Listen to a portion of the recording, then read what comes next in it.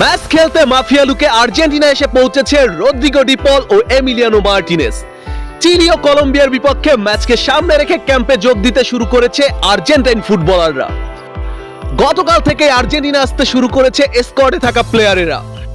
সবার আগে মাফিয়া লুকে পৌঁছেছে Rodrigo De Paul, Julian Alvarez, Emiliano Martinez, Cristian Romero ও লিয়ান্দ্রো পারেদেসরা। দেশে পৌঁছে প্র্যাকটিস সেশনে নেমে পড়েছে তিনবারের বিশ্ব চ্যাম্পিয়নরা। আর্জেন্টিনার ইন্টারন্যাশনাল ব্রেকের আপডেট জানিয়ে দেব আজকের প্রতিবেদনে।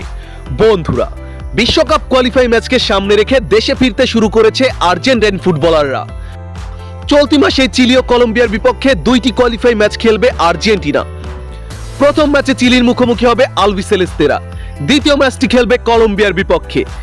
এই দুইটি ম্যাচকে সামনে রেখে আর্জেন্টিনা ক্যাম্পে যোগ দিতে শুরু করেছে স্কোয়াডে থাকা ফুটবলাররা।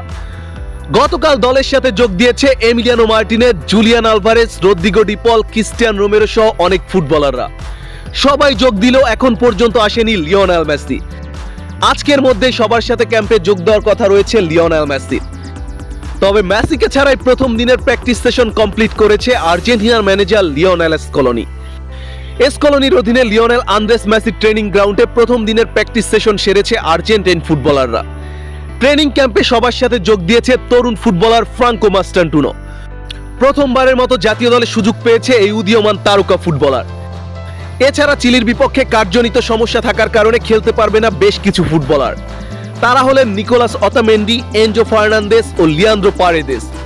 আগামী 6 জুন চিলির বিপক্ষে অ্যাওয়ে ম্যাচে মাঠে নামবে আর্জেন্টিনা। ম্যাচটি অনুষ্ঠিত হবে 6 তারিখ ভোর 7টায়।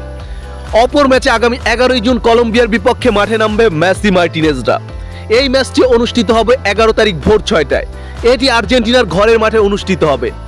ম্যাচের venue Estadio monumental stadium, Argentina.